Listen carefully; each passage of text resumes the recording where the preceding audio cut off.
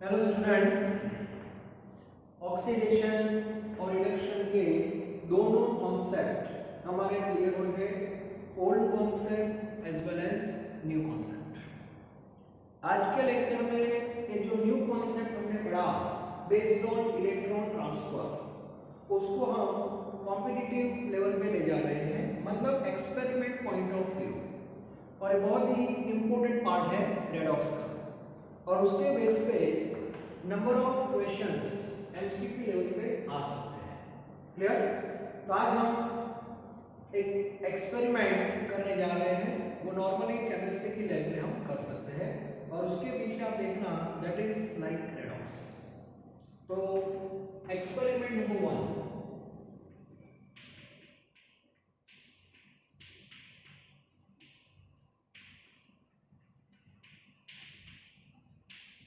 तो first experiment आपके सामने है, और एक्सपेरिमेंट में जो क्वेश्चन है लाइक दिस, ठीक है। If Zn solid, if zinc rod है, मतलब if zinc rod put in aqueous solution of CuSO4, then okay. मतलब आपको ऑब्जर्वेशन लिखने हैं कि जब ऐसा आपने किया, एक कोई टास्क है, एक एक्सपेरिमेंट है कि जिसमें आपको जिंक रोड लेना है और उसको कॉपर सल्फेट के सॉल्यूशन में रख देना है 1-2 घंटे के लिए, ठीक है। तो 1-2 घंटे बाद आपको ये जो सॉल्यूशन है वो फिर से स्टडी करना है, और उसमें कौन कौन से चेंजेस आ रहे हैं, कौन सा रिएक्शन हुआ, वो सब आपको पता करना है, ठीक है। तो सबसे पहले ये जो एक्सपेरिमेंट है वो मैं बॉटम से आपको बता रहा हूँ। तो सबसे पहले आपको ये बीकर लेना है, ठीक। चलो, बीकर में सबसे पहले आप क्या लेने वाले हो, वाटर, पानी लेना पड़ेगा, क्योंकि कॉपर सल्फेट का आपको सॉल्यूशन बनाना है। तो हमारे घर पे जैसे शरबत बनाते हैं वैसे आपको सॉल्यूशन बनाना है, ठीक है। तो सबसे पहले बीकर लेना है, बीकर में पानी ले लो, और पानी लेने के बाद कॉपर सल्फेट इसमें डालना है। अब आपको पता होना चाहिए कॉपर सल्फेट कहाँ पे होगा, तो कॉपर सल्फेट यहाँ बॉटल में है, ठीक है।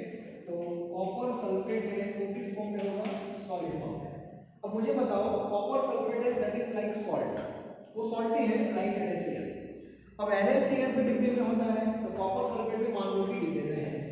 तो आगे लेक्चर में मैंने आपको बता दिया था NaCl जो है उसमें Na के ऊपर चार्ज होता है दैट इज +1, और Cl के ऊपर चार्ज होता है -1। सिमिलरली कॉपर सल्फेट में भी ऐसा होता है, कॉपर सल्फेट में CuSO4 सॉलिड है, लेकिन कॉपर के ऊपर चार्ज होता है +2 और SO4 के ऊपर चार्ज होता है -2। इसका मीनिंग हुआ during formation of CuSO4 how many electron exchange between copper and sulphate, sulphate पूरा ले रहा हूं मैं SO4, ठीक है। तो मुझे बताओ NaCl में क्या हुआ था, एक इलेक्ट्रॉन एक्सचेंज हुआ था फ्रॉम सोडियम टू क्लोरीन। तो यहाँ पे 2 इलेक्ट्रॉन एक्सचेंज हो रहे हैं, कॉपर के 2 इलेक्ट्रॉन SO4 के पास है, इसीलिए कॉपर का चार्ज हुआ +2, SO4 का चार्ज हुआ -2, Cu2+ surrounded by SO4 -2, SO4 -2 surrounded by Cu2+। तो अभी ये सिचुएशन है, और दोनों के बीच में जो बॉन्ड है दैट इज आयोनिक बॉन्ड। और याद रखना ये Cu2+ है, इसका कलर जो होता है वो ब्लू कलर है, व्हाइट ब्लू वो ट्वेल्थ है अभी, ठीक है। तो अभी कॉपर सल्फेट पूरा जो सॉल्ट है, पाउडर जो है वो ब्लू कलर का होता है लाइक स्काई का जैसे कलर होता है वैसे, ठीक है। वो केमिस्ट्री के लेवल में देख सकते हैं। अब देखो हम क्या कर रहे हैं, तो केमिस्ट्री के लेवल में फिर से बता रहा हूं, आपको बीकर लेना है, बीकर में पानी लेना है, क्लियर।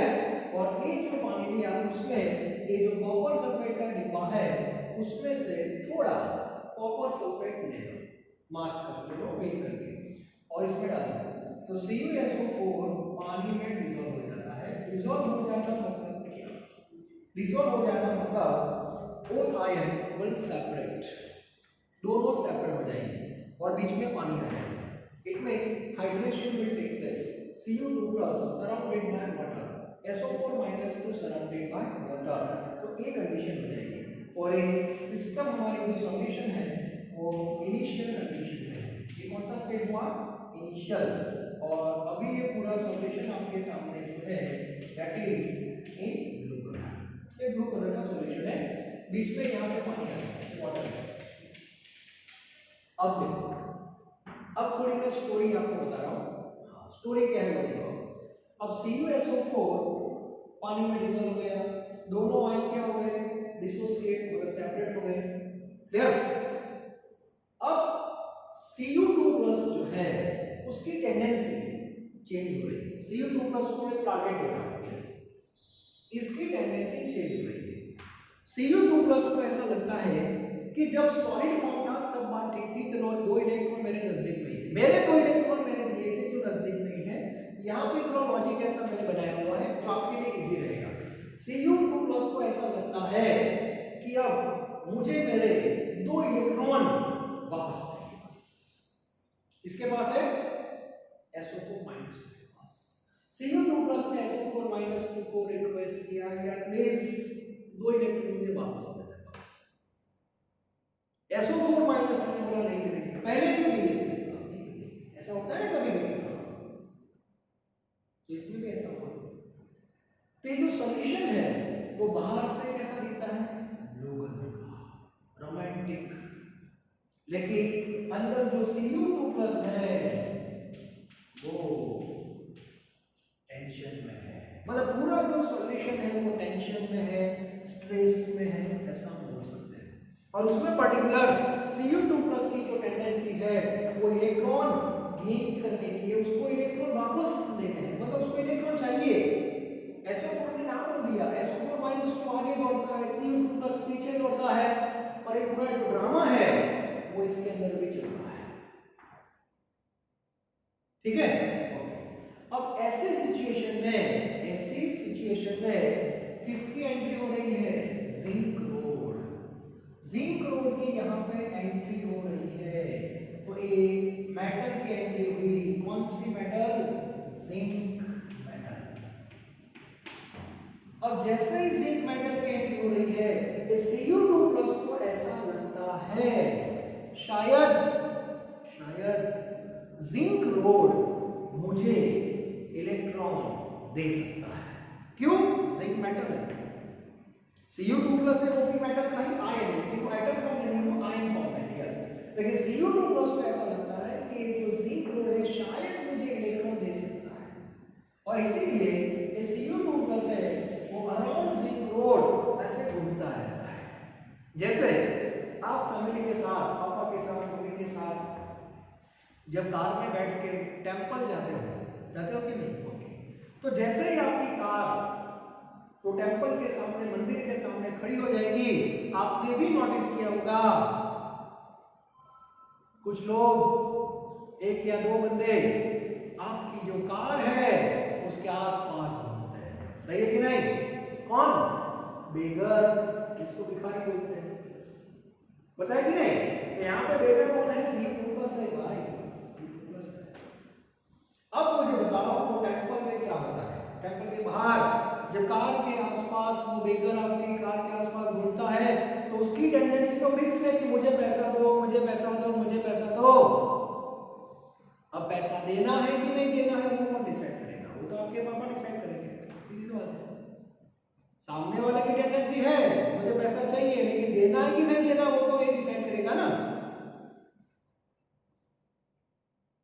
आपको तो क्लास में पढ़ना है, सही बात है, आप बैठे हो क्लास में पढ़ने के लिए, ऐसा मान लो कि पॉजिटिव, लेकिन टीचर को पढ़ाना है कि नहीं वो डिसाइड करेगा। कभी कभी टीचर डिसाइड करते हैं कि मुझे पढ़ाना है, तो सामने वाले पे डिपेंड होता है कि पढ़ना है कि नहीं पढ़ना है। बात सही है कि नहीं? टीचर को पढ़ाना है, स्कूल पर मुझे नहीं पढ़ना है, तो कैसे प्रोसेस होगी? पॉसिबल है कि नहीं? आपको पढ़ना है, मैं नहीं पढ़ा रहा तो भी प्रोसेस नहीं होगी। This is the extend process, extend of knowledge. आपको पढ़ना है, मुझे पढ़ाना है, then and then process occurs, otherwise process can not occur. भगवान आ जाए ना फिर भी पॉसिबल नहीं है। आपको पढ़ना ही नहीं है, स्टेज पे मैं आऊं या भगवान खुद आ जाए, कोई पढ़ा नहीं सकता, ये क्लियर होना चाहिए। 11-12 साइड्स में दोनों साइड परफेक्ट होनी चाहिए, हमारी भी परफेक्ट होनी चाहिए, आपकी भी परफेक्ट होनी चाहिए, ये याद रखना, ठीक है। तो यहाँ पे Zn सॉलिड जो है उसके ऊपर पूरी रिस्पांसिबिलिटी आ जाएगी कि मुझे इलेक्ट्रॉन देने हैं कि नहीं देने हैं, बात समझ आ रही है। और उसके लिए हम 10th में जाएंगे। 10th में आपने एक सीरीज पढ़ी थी मेटल के बारे में पर्टिकुलर, तो उसको बोलते हैं reactivity series of metal particular. तो वहां पे आपने शायद नोट डाउन किया होगा Zn is more reactive compare to copper. इसका मीनिंग होता है कि प्रैक्टिकल से डिसाइड हुआ है, डिटेल में बाद में पढ़ेंगे। अभी आप इतना याद रखो, zinc is more reactive than copper. इसका मीनिंग होता है जिंक जो है वो कॉपर के आयन को, कॉपर को नहीं, कॉपर के आयन को इलेक्ट्रॉन दे सकता है। अभी आपको एक्सेप्ट करना पड़ेगा, क्लियर। इसका मैथमेटिकल वैल्यू भी है, वो आगे आती है।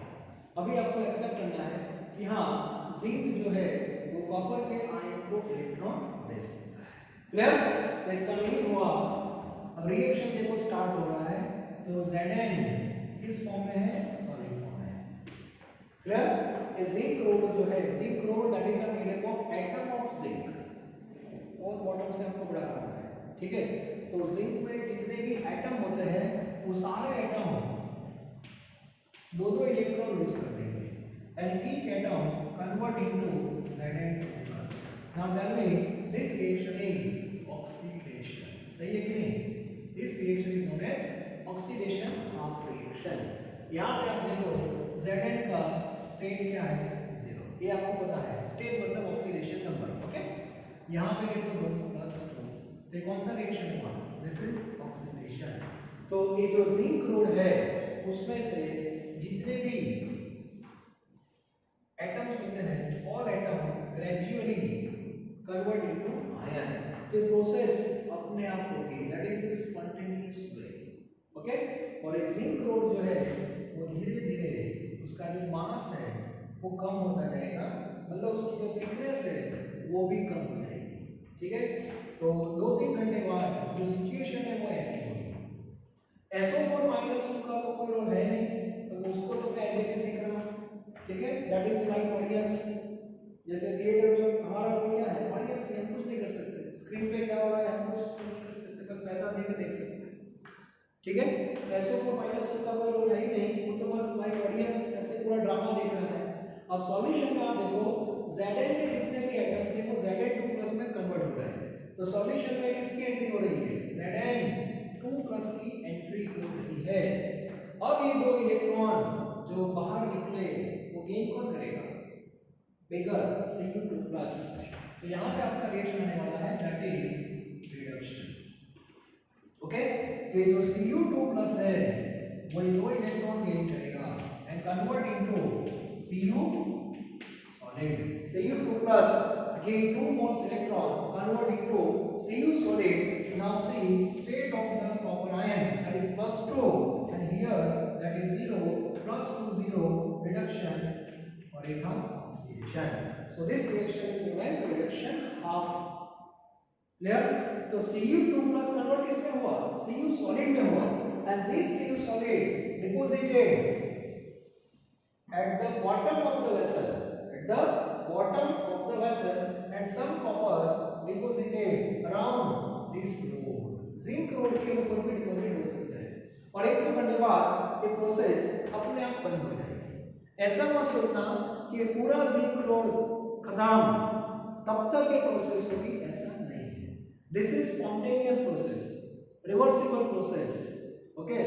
And spontaneous reversible process occurs towards equilibrium condition, and once equilibrium condition is established process will stop, ठीक है। तो ऐसा मत सोचना, तो ये प्रोसेस 2 घंटे में मान लो कि कंप्लीट हो जाएगी। अब इसमें रेडॉक्स हुआ कि नहीं, which one undergoes oxidation, Zn solid, Zn rod undergoes oxidation, and which one undergoes reduction, copper, गलत, कॉपर आयन, यस, कॉपर में, copper ion, copper electron gain नहीं कर रहा है, कॉपर का आयन जो है वो इलेक्ट्रॉन गेन कर रहा है, क्लियर। ये क्लियर होना चाहिए। और इन दोनों का जो एडिशन है that is known as redox. अब इन दोनों को मैं ऐड कर रहा हूं, so electron electron cancel. So finally we have Zn solid plus Cu plus 2 gives Zn plus 2 plus Cu solid। एक इनिशियल है और एक फाइनल। इनिशियल ये दोनों है, फाइनल ये दोनों है। देखो अच्छी तरह, एक कॉपर सॉलिड यहाँ पे है, ये देखिए। तो सॉल्यूशन का जो टाइप था वो पूरा चेंज हो गया है। पहले ये जो ऑडियंस आयन है वो Cu2+ के साथ उसका कॉम्बिनेशन था, इसीलिए हम बोलते थे CuSO4।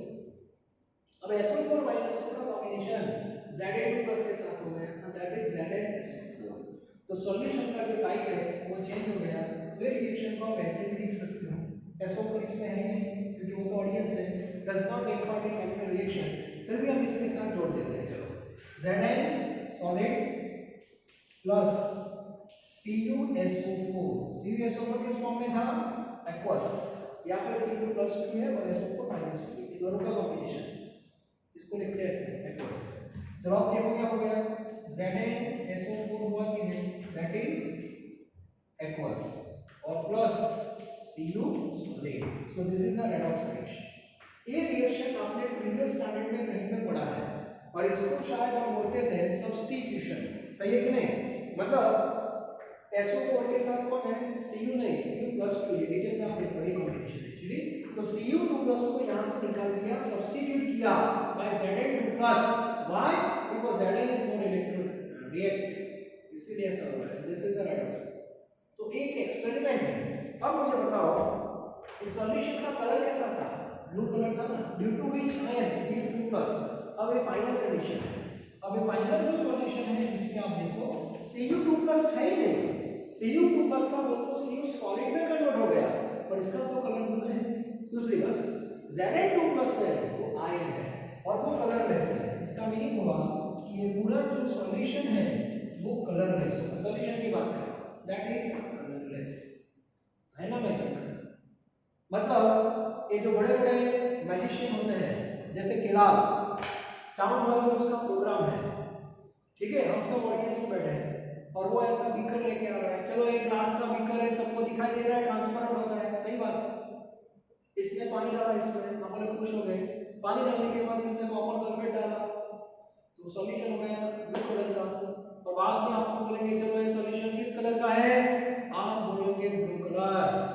फिर ऐसे हाथ घुमाएगा सॉल्यूशन के ऊपर, देखो अब मैं उसको कलरलेस कर देता हूँ, और ऐसे करके बीच में जिंक की स्ट्रिप होगी। जैसे यहाँ पे रोड है, वैसे यहाँ पे जिंक का कोई छोटा सा टुकड़ा होगा, छोटा सा पीस होगा जिंक का, और वो इसके अंदर डाल देगा, आपको पता भी नहीं चलेगा।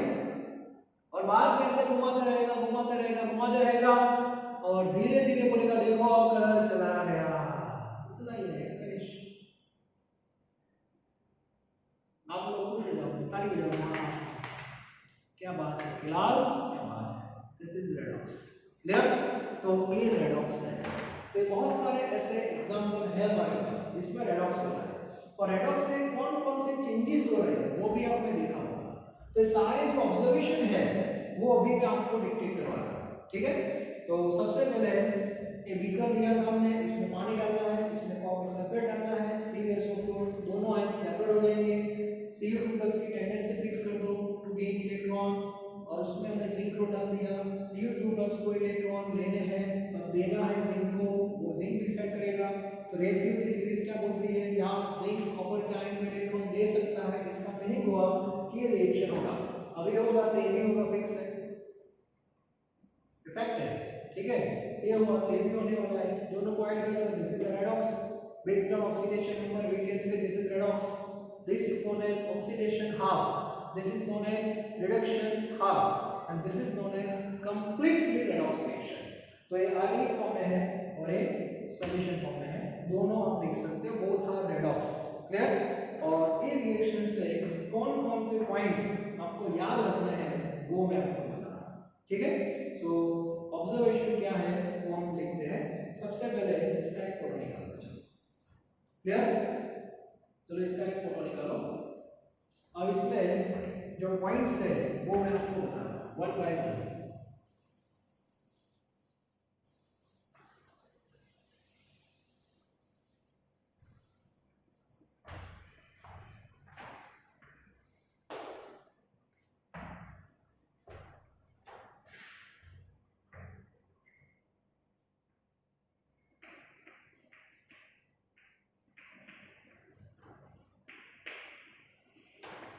observations. Okay, the first one, sp redox occurs. तो थर्मो आ गया, थर्मो में प्रोसेस को आइडेंटिफाई करते हैं sp एंड नॉन sp। तो मुझे बताओ कि जो रेडॉक्स हुआ वो sp है कि नॉन sp? स्पॉन्टेनियस, अपने आप ही हो रहा, आपका कोई रोल है नहीं, बस आपको रोल रख के वहां से चले जाओ, अपने आप ही प्रोसेस हो रही है, like ice convert into water. ठीक है, सो according to thermodynamics delta G that is less than 0 it means free energy of the system decreases। आपको पता होना चाहिए, अभी अभी हमने थर्मो पढ़ा है तो उसको भी मैं यहाँ पे ले रहा हूँ। ठीक है, तो स्पॉन्टेनियस रेडॉक्स अकर्स, एक क्लियर होना चाहिए। दूसरी बात, अब रेडॉक्स हो ही रहा है तो ऑक्सीडेशन किसका होगा, रिडक्शन किसका होगा, वो भी आपको पता होना चाहिए। तो Zn का स्टेट पहले 0 है और उसके बाद हो गया Zn+2। It means Zn undergoes oxidation, Zn undergoes oxidation, therefore it is known as जिसका ऑक्सीडेशन हो रहा है वो रिड्यूसिंग एजेंट है। एक कॉन्सेप्ट भी आपका क्लियर होना चाहिए। Now which one undergoes reduction, not Cu+2। तो स्टूडेंट यहाँ पे गलती कर देते हैं कभी Cu2+ undergoes reduction, it acts as a oxidizing agent। Clear, ये भी आपका क्लियर होना चाहिए।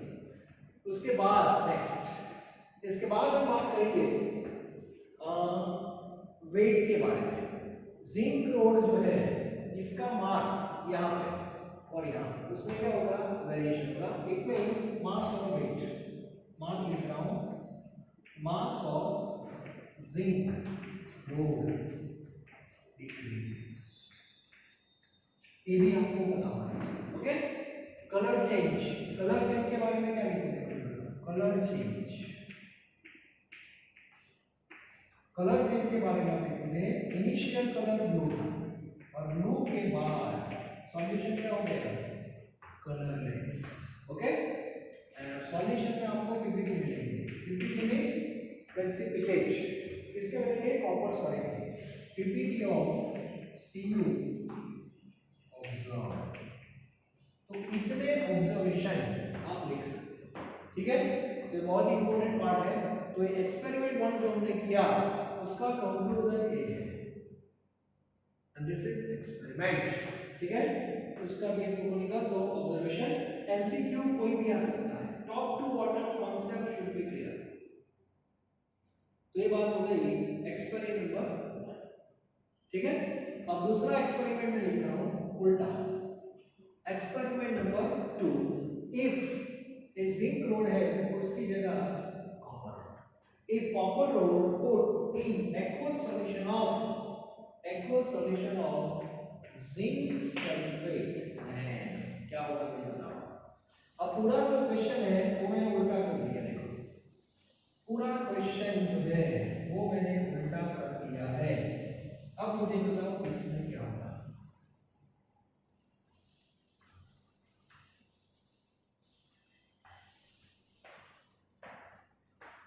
तो इस बार पूरा जो क्वेश्चन है आपने बीकर लिया, क्लियर, बीकर में मैंने पानी लिया और इस बार आपने पानी में क्या डाल दिया, जिंक सल्फेट डाल दिया। तो जिंक सल्फेट का मीनिंग होता है Zn2 + NSO4 - 2। ये कौन सी कंडीशन है, इनिशियल। Zn2+ का कोई कलर नहीं है, मतलब ये सॉल्यूशन आपका कलरलेस है, बीच में पानी है, क्लियर। अब टेंडेंसी किसकी लेंगे हम, Zn2+।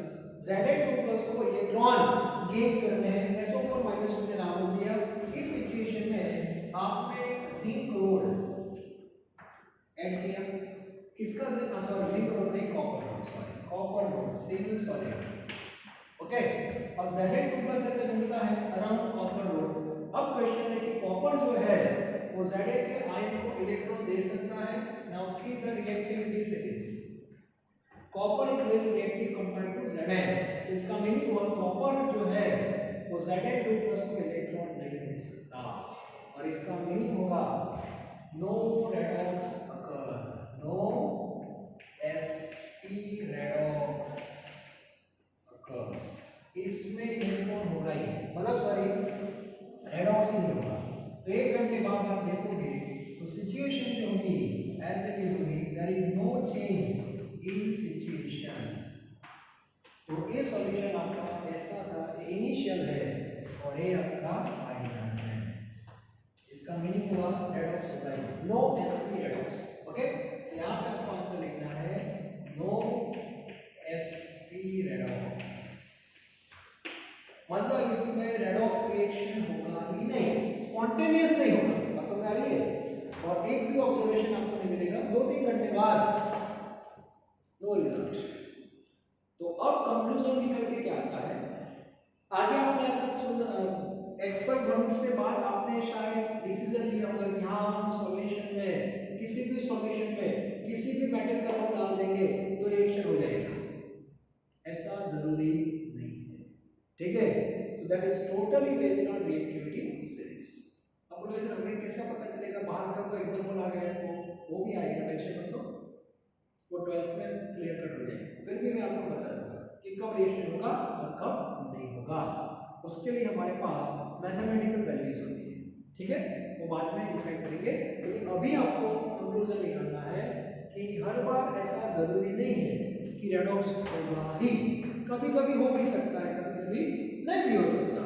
वो रोड किस मेटल का है, सॉल्यूशन में आयन कौन है, उस पर डिपेंड करता है, ठीक है?